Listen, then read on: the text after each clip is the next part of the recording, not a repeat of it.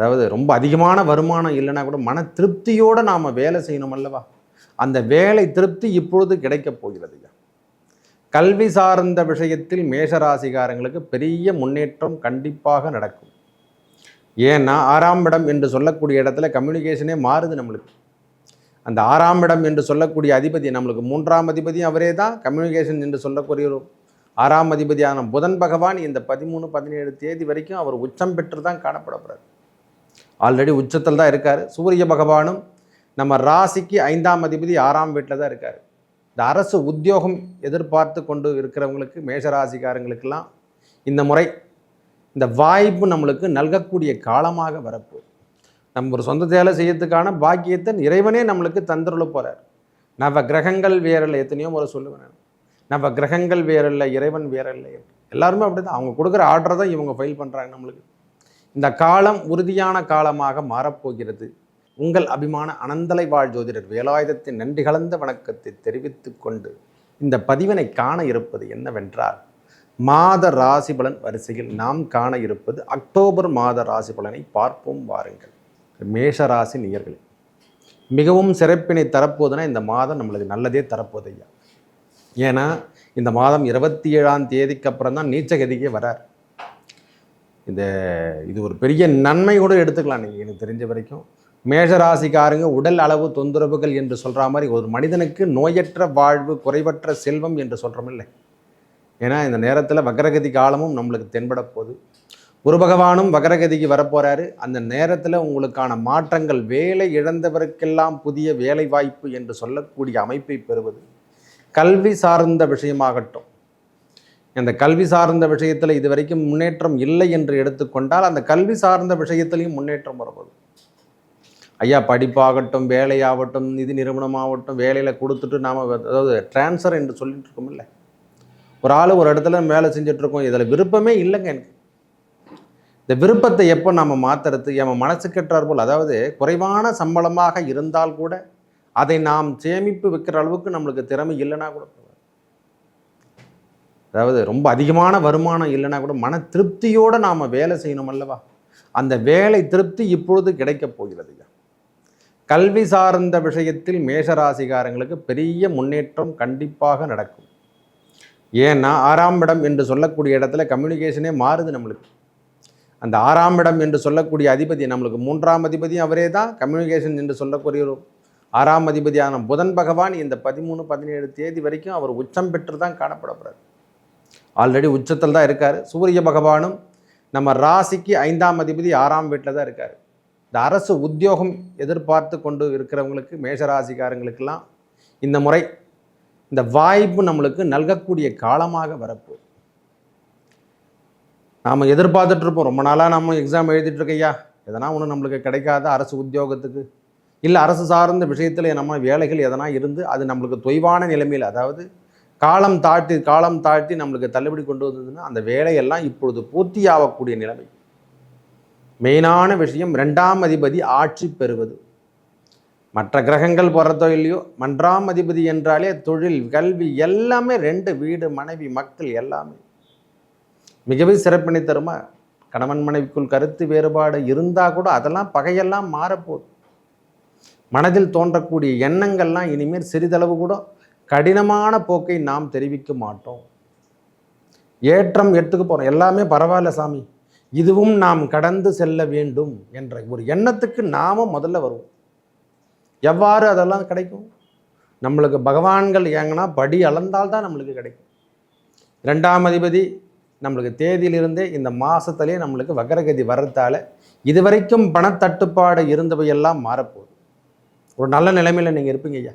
கை நிறைய உங்களிடத்துல செல்வங்கள் வந்து சேரக்கூடிய பாக்கியம் பெறக்கூடிய காலமாக வரப்போகுது. பரவாயில்லை சுவாமி. அதுவும் இல்லாமல் 27 தேதிக்கு அப்புறம் தான் நம்மளுக்கு அந்த செவ்வாய் பகவானும் நீச்சகதி பெறுவார். அந்த 23 தேதிக்கு அப்புறம் நீச்சகதி பெறக்கூடிய காலங்களில் தான் நம்மளுக்கு சின்ன சின்ன உடல் உபாதைகள் வரும். ராசிநாதன் 4ஆம் இடம் என்று சொல்லக்கூடிய அதுவும் அதிர்ஷ்டம் என்று தான் சொல்லுவேன். சந்திரனோட வீட்டில் அவர் அமர்ந்திருந்தாலே இது கேந்திரம் பெறக்கூடிய காலமாக மாறிடும். ராசிநாதன் 4ஆம் இடத்துல, அதாவது சந்திரன் கடகத்தில் அமர்ந்திருந்து கேந்திரம் பெற்றாலே ஒரு உன்னதமான வேலை வாய்ப்பு. அதனால தான் சொன்னது, இதுவரை இல்லாத ஒரு நல்ல ஒரு பாக்கியம் பெற போகிறேன். வீடு சார்ந்த விஷயத்தில் இது வரைக்கும் கையெடுக்காமல் இருக்கிறவங்களுக்கு, நிலம் சார்ந்த விஷயத்தில் நம்ம கையெடுக்காமல் இருக்கிறவங்களுக்கெல்லாம் இது ஒரு நல்ல மாற்றங்கள் கிடைக்கும், ஒரு முன்னேற்றம் என்று கூட சொல்லுவேன். அமைப்பு எல்லாமே நம்மளுக்கு இது வரைக்கும் தொய்வான நிலைமையில் இருந்ததுன்னா, தொய்வான நிலைமைன்னா வேலை ஆகாமல் இருக்குது இல்லைவா, அதுதான் தொய்வான நிலைமை. ரொம்ப நாட்டில் தள்ளி தள்ளி போட்டு நம்மளை வேலை செய்ய வைக்கிறாரு ஐயா அப்படின்னு நினைக்கிறோமில்ல, அவையெல்லாம் மாறி ஐயா ஒரு பட்டா வாங்கிறதுக்கோ ஆதார் அட்டை புதுப்பிக்கிறது மற்றும் அரசு வேலைக்காக காத்திருந்து நான் படிச்சுட்டேன் ஐயா, டீச்சர் ட்ரைனிங் வரைக்கும் படித்து முடிச்சுட்டேன் ஐயா, ஒரு எக்ஸாம் எழுதிட்டேன், எனக்கு எதுவும் வேலை வாய்ப்பே கிடைக்க மாட்டேங்குது, அரசு உத்தியோகத்துக்காக எதிர்பார்த்துட்ருக்கேன் அப்படின்னு நினைக்கக்கூடிய மேஷராசிக்காரங்களுக்கெல்லாம் கல்வி சார்ந்த விஷயங்களாகட்டும் தொழில் சார்ந்த விஷயங்களும் நல்ல முன்னேற்றத்தை காணலாம். உறுதியாகவே சொல்லுவேன், இந்த மாதம் நல்லா இருக்கு, நன்மை தருங்க ஐயா. ஒரே வார்த்தை சொல்லப்போனால் இனிமேல் அவங்களுடைய வாழ்வில் புதிய புதிய மாற்றங்கள் வருவதற்கான காலமாக இந்த காலம் இருக்கப்பெறும். இந்த 25, 26 தேதிக்கு அப்புறம் சற்று உடலில் சற்று என்ன சொல்லுவாங்க, உடல் பலவீனமாக இருக்கிற மாதிரியே தோணும். நம்ம இந்த நேரத்தில் மருத்துவ தேவைகளை நாம் பூர்த்தி செய்ய வேண்டிய காலமாகவும் இருக்குது. ஒரு நீச்சகதி சந்திரனோட வீட்டில் இருக்கும்போது நம்ம மருத்துவம் சார்ந்த விஷயத்தில் வீடோ இந்த வீட்டுடைய நிலைமையிலையும் நம்மளுக்கு மாறுதல் ஏற்படும். வீட்லையும் எதனா ஆல்ட்ரேஷன் பண்ணாமல் இருந்தால் அந்த ஆல்ட்ரேஷன்லாம் இப்போ பண்ண ஆரம்பிக்கிறோம். ஏற்கனவே தங்கியிருக்கிற வீட்டில் நம்ம ஆல்ட்ரேஷன் பண்ணாமல் இருந்தால் அந்த ஆல்ட்ரேஷன்லாம் இப்போ எடுத்து செய்யக்கூடிய காலமாக இந்த காலம் இருக்கப்பெறும். நல்ல முன்னேற்றம் தருமா இந்த மாதம், நல்ல முன்னேற்றம் இருக்கும். தேவைக்கற்ற அந்த பணம் தேவையெல்லாம் இப்பொழுது பரவாயில்லை என்று கூட எடுத்துக்கலாம். மனம் அடிக்கடி சஞ்சலப்பட்டதல்லவா, ஏன்னா அந்த சஞ்சலம் எல்லாம் இந்த ராகு பகவானால் வர்றது. இங்கிருந்தே உடம்பு மட்டும்தான் இங்கே இருக்கும், உடல் எல்லாம் எங்கே இருக்குதுன்னே தெரியாது, உடல் மட்டும் இங்கே இருக்கும், மனமெல்லாம் எங்கெங்கோ சுற்றி கொண்டே இருக்கும். இதுக்கான காரணம் மாயை என்று சொல்லக்கூடிய ராகு பகவான். அவருடைய காலம் எல்லாம் இன்னும் கொஞ்சம் நாட்கள் இருக்குது, அதனால் பயப்படணும் அவசியம் இல்லை. இந்த காலம் உங்களுக்கு உறுதியான காலமாக வைக்கப்படுது. எப்படி சொல்கிறதுனா ஒரு அங்கீகாரம் என்று சொல்லக்கூடிய அளவுக்கு, ஐயா நான் ஒரு படிச்சுட்ருக்கேன்னா எனக்கு ஒரு அங்கீகாரம் வேலையே கிடைக்கலனாலும் அதுக்கேற்றாறு போல் சொந்த வேலையை நாம் செய்யக்கூடிய பாக்கியத்தை நாம் பெறப்போம். நம்ம ஒரு சொந்த வேலை செய்யறதுக்கான பாக்கியத்தை இறைவனே நம்மளுக்கு தந்துள்ள போகிறார். நவ கிரகங்கள் வேறல்ல, எத்தனையோ முறை சொல்லுவேன், நவ கிரகங்கள் வேறல்ல, இறைவன் வேறல்ல. எல்லாருமே அப்படி தான், அவங்க கொடுக்குற ஆர்டரை தான் இவங்க ஃபைல் பண்ணுறாங்க. நம்மளுக்கு இந்த காலம் உறுதியான காலமாக மாறப்போகிறது. கல்வி சார்ந்த விஷயம், வேலை சார்ந்த விஷயம், மருத்துவம் சார்ந்த விஷயமாகட்டும், எல்லாமே மருத்துவ தேவைக்காக யாருன்னா எதிர்பார்த்துருந்தா, மருத்துவ கல்விக்காக எதிர்பார்த்திருந்தா இந்த மாதம் அதெல்லாம் நம்மளுக்கு கைகூடக்கூடிய காலமாகும். ஒரு நல்ல முன்னேற்றம் என்று கூட சொல்லலாம் ஒரே வார்த்தை. ஏன்னா அந்த புதன் பகவானும் 6ஆம் இடத்துலேருந்து 7ஆம் இடத்துக்கு மாறுவார். இந்த கம்யூனிகேஷன் சொல்கிற மாதிரி வெற்றி உபஜய ஸ்தானாதிபதியாக இந்த மாதம் 15 தேதிக்கு அப்புறம் சூரிய பகவானும் இடம்பெயரக்கூடிய காலமாக வருது. இந்த நேரத்தில் உங்களுக்கான தேவைகள் பூர்த்தி செய்யக்கூடிய காலமாக நேரடி பார்வையால் அவர் நீச்சகதி பெறுவதற்கு முன்னவே, நீச்சகதி பெற்றாலும் ஓரளவுக்கு பரவாயில்லை என்று சொல்லக்கூடிய அமைப்பை பெறப்போகிறோம். ஏன்னா சூரிய பகவான் 15, 16 தேதிக்கு அப்புறம் நீச்சகதியில் வந்துடுவார். அதனால் ஒன்றும் ப்ராப்ளம் இல்லை. அதுதான் சொன்னேன், உடல் அளவு நம்ம குழந்தைகள் உடல்நிலையிலையும் சற்று கவனங்கள் எடுத்துக்கணும். இந்த நேரத்தில் 5ஆம் அதிபதி என்று சொல்கிறோம்ல சூரிய பகவான், தந்தை ஸ்தானத்துக்கு உடலில் ஒரு சின்ன சின்ன உபாதைகள்லாம் வரும். இந்த சாதாரணமாக கிளைமேட்டு மாறுற நேரத்தில் இது எல்லாமே நடக்கிறது தான்.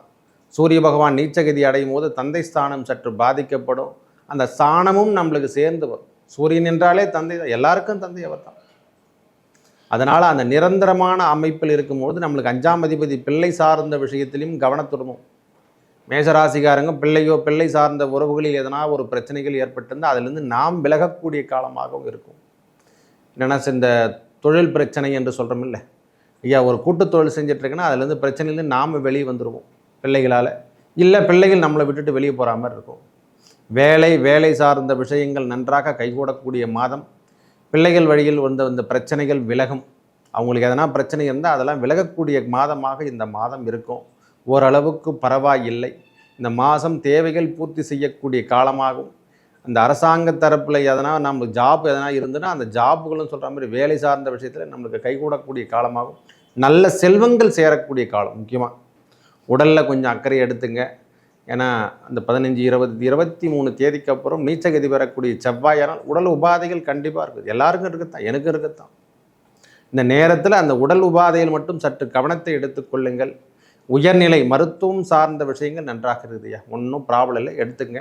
நல்ல ஒரு முன்னேற்றத்தை இந்த மாதம் கடைபிடலாம். கண்டிப்பாக காணலாம். எதுவும் பிரச்சனையே கிடையாது. எந்த தேவையும் எந்த ஒரு தொந்தரவும் உங்களை தீண்டவே தீண்டாது. நல்ல முன்னேற்றத்தை காணக்கூடிய மாதமாக இந்த மாதம் திகழும். மேலும் நல்லதெல்லாம் நடக்க இறைவன் முருகப்பெருமானை வணங்கி வர இந்த நேரத்தில் செவ்வாய் பகவான் நீச்சம் பெறுவதால் இந்த முருகப்பெருமானுடைய ஆலயத்துக்கு செல்வது மிகவும் சாலச் சிறந்தது. இந்த 23 தேதிக்கு அப்புறம் முருகப்பெருமான்கிட்ட கோயிலுக்கு போயிட்டு ஒரு அர்ச்சனை ஒன்று பண்ணிக்கின்னு வாங்க. நாம் வீட்டுக்கு இருக்கிற பக்கத்திலே இருக்கக்கூடிய முருகன் ஆலயத்துக்கு சென்றால் உங்களுடைய வாழ்க்கை தரம் மாறும். நல்லதே நடக்கும். நன்றி, வணக்கம்.